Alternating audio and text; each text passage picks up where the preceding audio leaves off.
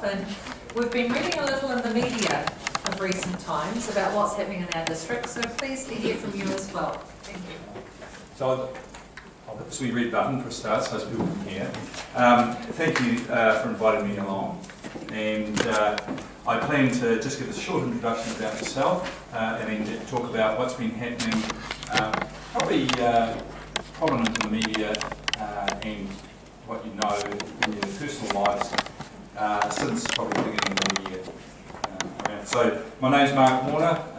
I have been in the police for 33 years, and I was recruited from Ashburton. I was working at Home Goodness with Donna's husband when I joined the police, and moved to Wellington for the training, and then I was posted to Timaru as a probationary constable, where I stayed for nearly 5 years before making the move to Christchurch to join the CIB, where I became a detective, and over recent years have taken a promotion up to the level of Detective Senior Sergeant in charge of the Metro Crime Squads in Christchurch, which are the squads, about 52 people who are detectives who deal with the homicides, robberies and serious crimes in Christchurch.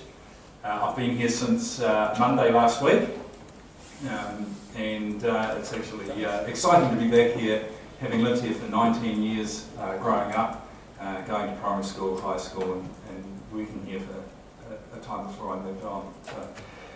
So, in relation to policing in Ashburton since the beginning of the year, the prominent thing which you may have been aware of or read through the media is the dishonesty offending that's been occurring, particularly burglaries, theft ex cars and shopliftings, and the associated offences that have gone with that, particularly using documents, credit cards at commercial outlets in the town. So in relation to burglaries and the theft ex cars, we have dealt with a number of persons over the last week and a half, and it's pleasing to see that the rate of burglaries and theft ex cars has dropped significantly in the last 10 days. On top of that, we've also dealt with several people in relation to using the documents, which has been a flow-on from the burglaries and the theft ex cars, and we're hoping that there will be a continued decline in those dishonesty offences while we continue those investigations to bring all the people that are responsible that we're finding out about before the court. One of the things that from those offences is that they have been predominantly in the Allington area. So a group of people have been predominantly breaking into houses and cars at night. So breaking into houses during the day, breaking into cars at night. That's something that you need to be aware of, is that people think that burglaries occur at night. They don't. Commercial burglaries of business premises happen at night. Burglaries of houses happen during the day.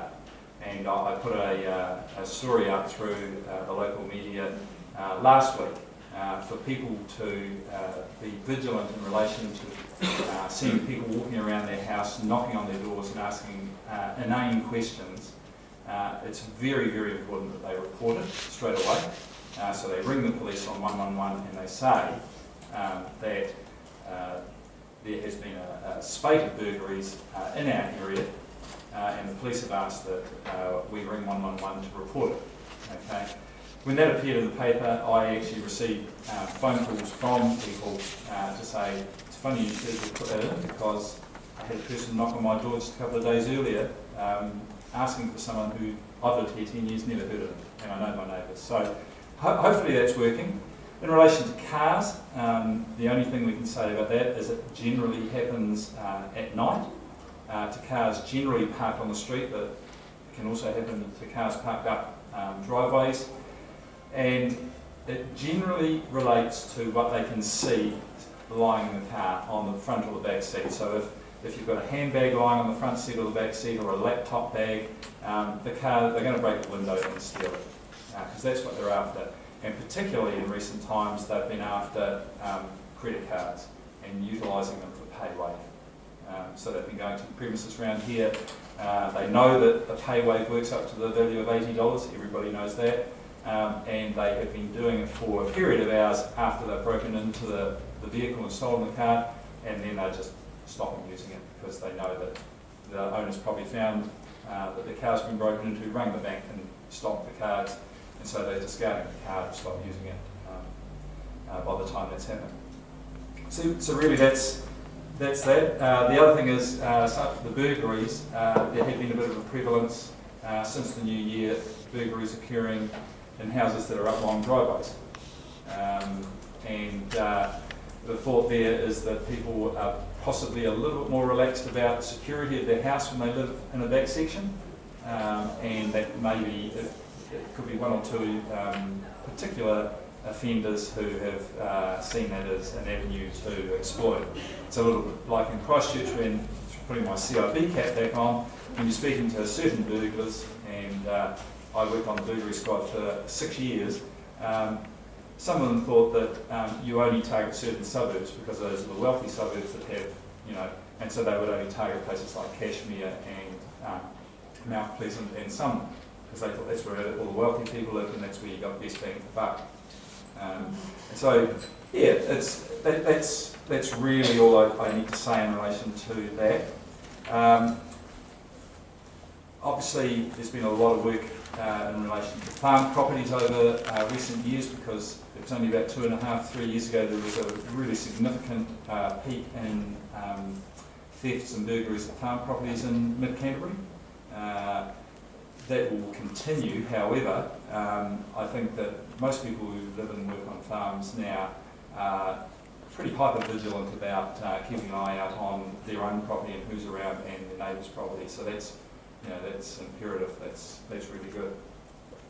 Just in relation to my job here in Ashburton, I have a very definite focus on staff.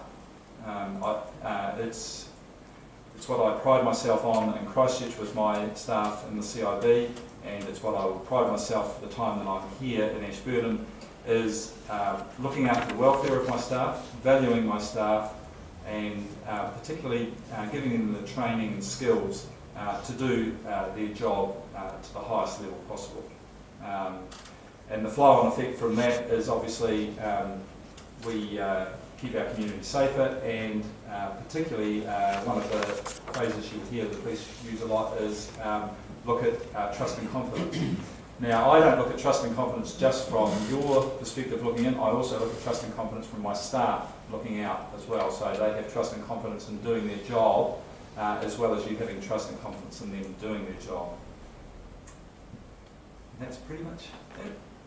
Thank you very much for that summation. I do have a question, please. You've given us some great advice about keeping our property safe and not leaving bags and cars and things visible. Just in regards to keeping, sorry, I've lost my question in the middle of that. What other advice, one thing I know we are failing at as a community is reporting a crime. So when there is a crime, sometimes it will seem a small item. It might be a bike, it might be a lawnmower, and we tend to shrug and go, oh, the police don't need to know about that, they're busy enough. What is your response to that?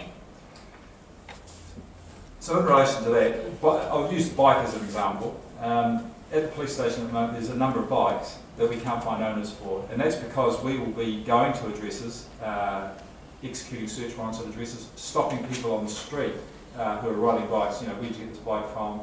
They can't come up with an explanation for where they got the bike from. We seize the bike.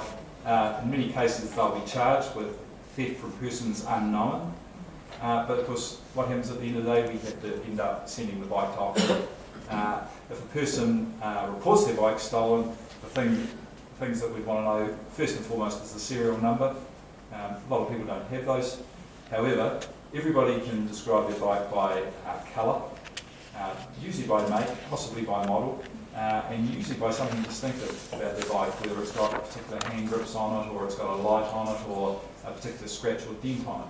And those are all identifying features that we load into our computer, and we can then, once we get the bike, we can feed it in and hopefully find the rightful owner again. So no matter how small the item, Absolutely. report it to the police because it may be a found item. Absolutely. You know, in relation to that, jewellery, it's really great if people have taken photos of their jewellery, and it's so easy now with digital imaging. If you buy a piece of jewellery or you've got jewellery at home, take photos of it and store them, those photos, just on a USB. It doesn't have to be stored in the camera or on the phone, because that might get stolen at the time when the burglary or theft is occurring, but a memory stick probably won't. Thank you. Deputy Mayor Neil Brown. Thanks, Mark. Welcome, Mark. Welcome back to Ashburton. Just a question for you on the people you've apprehended for the wee car burglaries and what age group would they be? So they vary. They vary in age. The person who was arrested today was 20. Over the weekend, the people that were arrested were in their 30s. One was in their 30s, one was in their 20s. So generally, you know, there's no pattern of age. Generally, people commit dishonesty offending for a reason. Okay, and usually that is because of their circumstance, particularly around alcohol dependency and drug dependency. And if they didn't have those, then they probably would commit burglaries. So yeah, any age. Councillor Peter Reveley, who is also the chairman of the local Rural Support Trust. Yeah, thanks, Ed. Welcome to town. Reporting burglaries or anything like that, that's not going through 111 still, is it? Now you ring up the police line and you get diverted to what they call the CRL, the crime reporting line, and that is actually up in North Auckland. And the people that man that reporting line, they have a series of questions they must ask, and then the files come through to me on my computer, and I then assign them out to staff to come and visit and consider obviously fingerprint DNA at the scene, and talk to you about crime prevention and to get a list of the property, and to speak to neighbours as well to see if they saw anything. So that's sort of building up a picture or a puzzle that gives you a whole lot of things. A lot of people say it might be minor, it's not worth reporting, or say to report it because it'll build a picture, it'll build your puzzle so you can actually solve some of this stuff. Absolutely, and you know, to give credit where credit's due, smaller places like Ashburton and let's say Methven, Rakaia, Hines and the like, they're more inclined to report the smaller things. It's the big places like Auckland and Christchurch and Wellington where they'll just go, oh, police are too busy over, I'm not going to bother them. Well, that gives us a warped perception of what's happening in crime in the community if that's happening. Probably better here in a place like Ashburton, people are probably better at reporting the actual crime. What I've asked through the media last week was to report suspicious behaviour or suspicious activities, because that will give us a head start on identifying a field. Yes, I'm just wondering about the bridges in and out of these districts, you know, trying to find vehicles, caravans, boats that have been stolen. Do you use them, like, go back to the ones on the Rakaia Bridge? The cameras?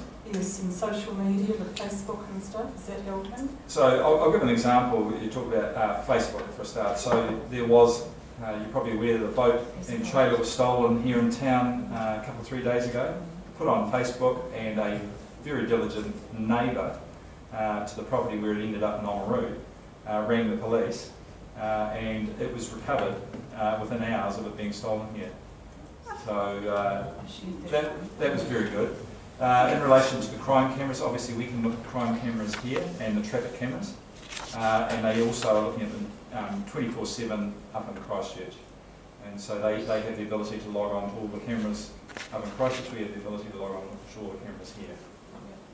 I'm just going to say, what about the bridges? You don't look at Rakaia Bridge seeing stuff, you know, moving if you're trying to track something? I would imagine that we have I could be wrong, but I would imagine we have access to the Rakaia Bridge camera systems. Councillor Ellis. Thank you, and welcome.